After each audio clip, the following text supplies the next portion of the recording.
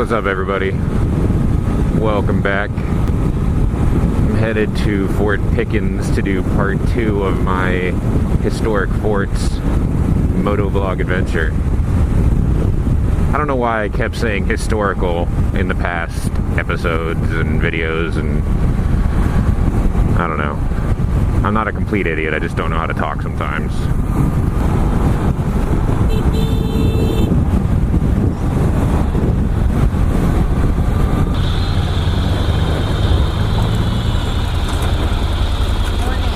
Hey. Don't bother. Got an extra $1. Alright, thanks. Thank you.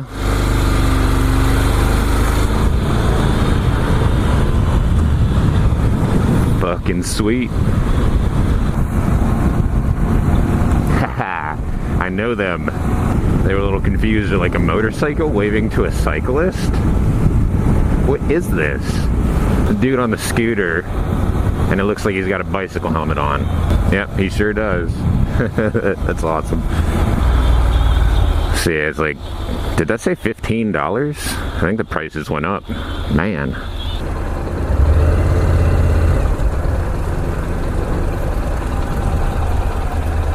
How we doing today? Doing good. So this here, I think, is Battery Langdon. I don't think there's really anything to see there. It's just a, yeah, Battery Langdon. I don't think there's anything to see. I know you can't get in there. I don't know if there's anything on top up there, if there are any old gun placements or anything like that, but I'll stop by on the way back and check it out. I'm gonna start at the main portion of Fort Pickens though. So the other thing they have out here are campgrounds. You can come out here if you have an RV or a trailer or something, and you can rent a campground spot. They're usually pretty booked in the summer. I think it's hard to get a hold of a reservation. So here we are coming into the main part of Fort Pickens. Compared to the other two forts, this one is massive. It's a pretty big complex here. And in the tours, you can actually go inside some of the bunkers and check around. So this is the main portion of the fort here, but this whole complex here, you'll see later, there's a wall around all of it, and there's other batteries and gun placements that were built in the other corners. This is the coolest part of my bike, this little storage compartment here. It fits up to a extra large full-faced helmet, but unfortunately my helmet does not fit because I need a 3XL. Not even lying. My head is rather large apparently. Time to go explore.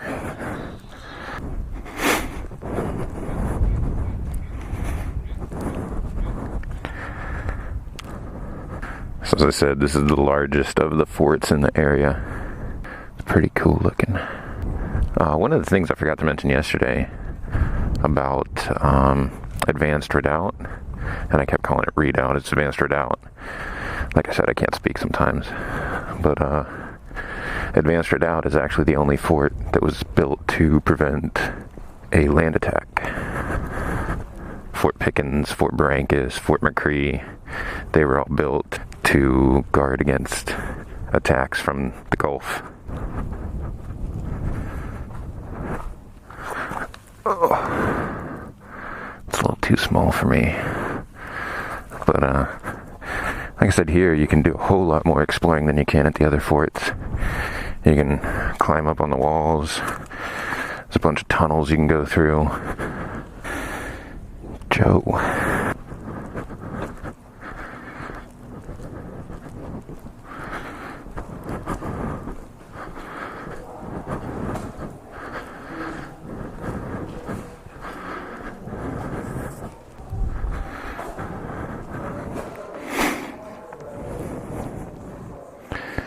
This is one of the huge cannons they had in here.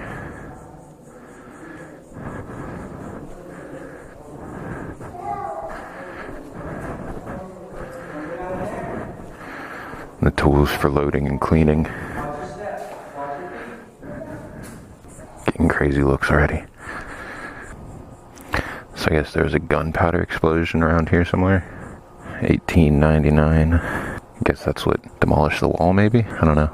And then in here, it says it was a mine control room or a mine electronics room or something.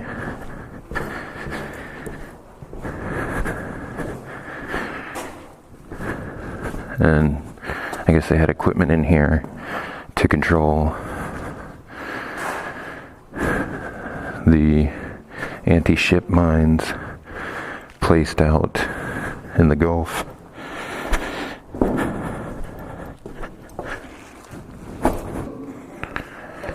So back here leads to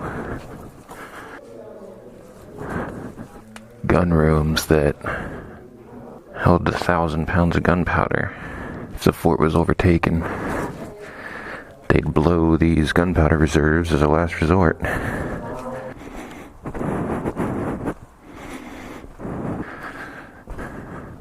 So if you remember from the other video where I was talking about the deadly crossfire that they were caught in, if they got between the two walls, this is where those guns would be placed. So that if you got into that area there, you'd just be blown to pieces by the cannons placed here.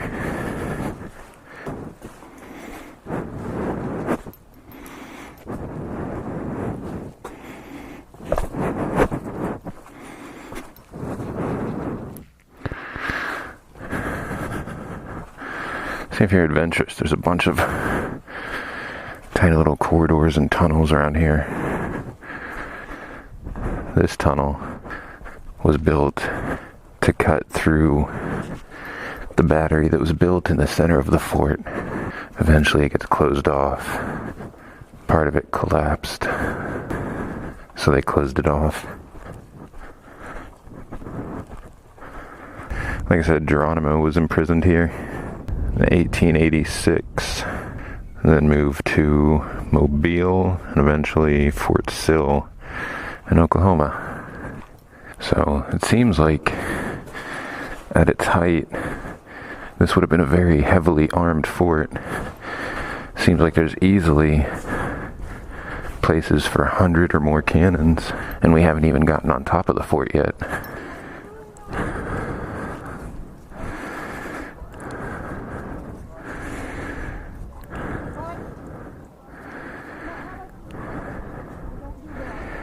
So that's an overview of the fort. The center black part we'll get to eventually. That's Battery Pensacola. It was built later to help increase the fortifications. And also, like I mentioned, I think in the last video, Fort Pickens was actually under control of the Union Army. The Confederates had Fort McCree and Fort Barrancas, which is over there behind that building. I don't know if you'll be able to see the slopes or anything over there, but there's the lighthouse over there next to a couple water towers as well. And the Pensacola Navy Yard over that way, or the Naval Air Station where the Navy Yard used to be. And here's the portion of the wall that got blown up by that gunpowder explosion that it was talking about, I think. Like I said, this here's Battery Pensacola. So, Fort Pickens, built out of brick, ended up not being as defensible as ammunition technologies increased. So they built Battery Pensacola here out of concrete for some heavier fortification. And I guess it was to be used as a last resort.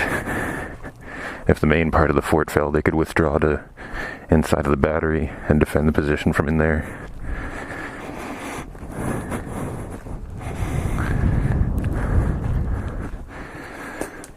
And this is Battery Pensacola.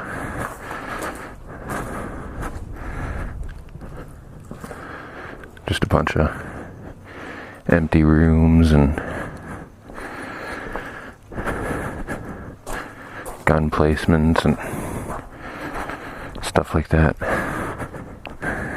You can't get up to the very top of it as high as you can get. But this picture here, I like this one because you got the guy hiding inside of the cannon. So this looks like it was some kind of elevator system that they used to bring the ammunition from the storage rooms down below up to the cannons up here on the roof.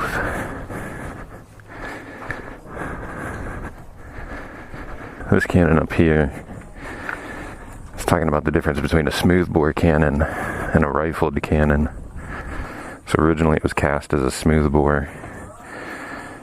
Then as technology advanced, they put a rifled sleeve into it. So this one's the inside of a rifled cannon. You can see the rifling in there. And this one's the inside of a smoothbore.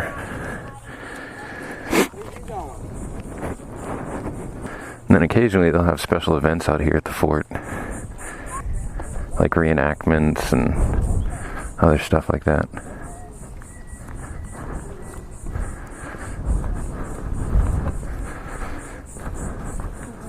And just like Fort Barrancas, there's also a visitor center here.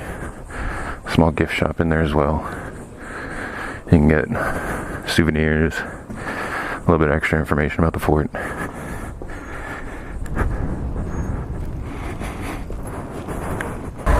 So that was the main part of Fort Pickens. Now we're going to check out some of the other batteries and other locations. I didn't mention it when I was looking at it, but one of the signs inside of the fort was talking about some of the guns there were never fired during war. They were put there like after the Civil War, and so they were never fired at wartime. It's not this one.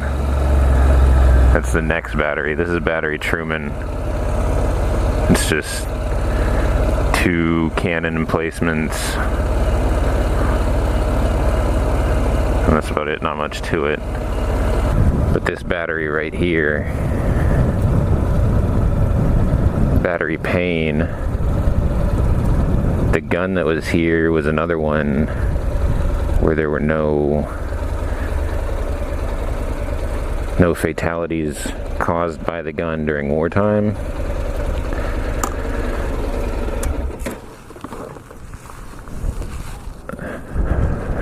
But the battery itself is named after a soldier that was killed during a training accident. It was a gun drill. Private Pap. Oh, I thought it was Private Payne. Okay, so it's not named after him. I thought it was Private Payne. My bad. But,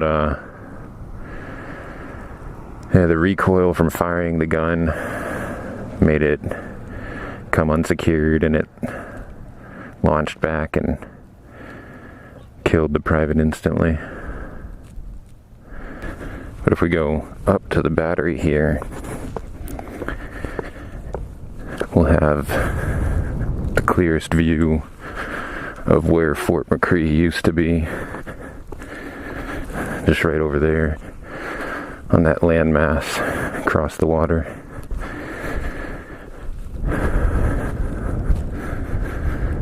So it's only accessible by water.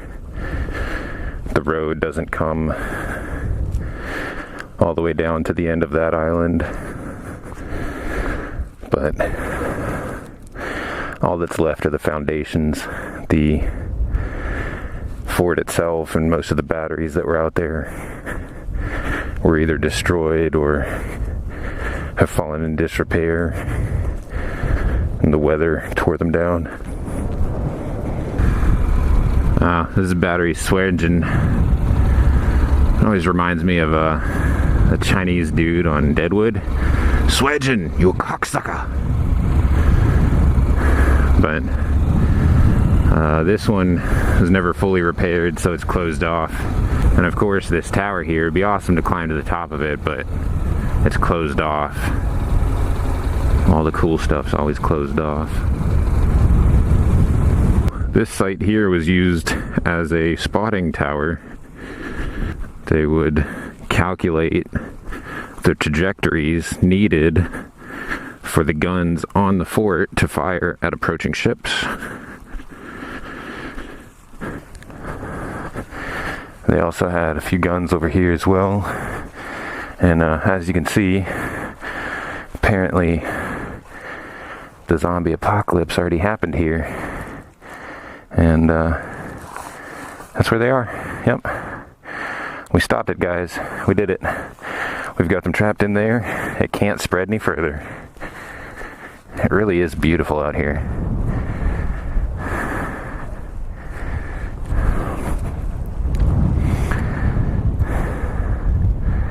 I guess it makes sense why so many people come visit in the summer. It's just amazing.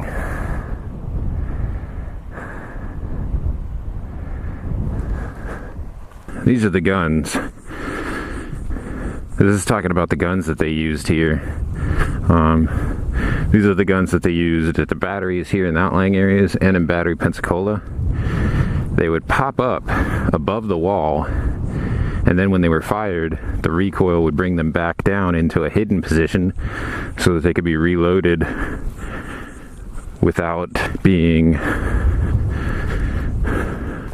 visible to enemies and susceptible to enemy gunfire. And this is an example of one of the guns up here. So it used these joints to help it raise up above the wall so that it could fire at the ships. And the recoil would bring it back down below the wall for reloading. That is Fort Pickens and its associated outlying batteries.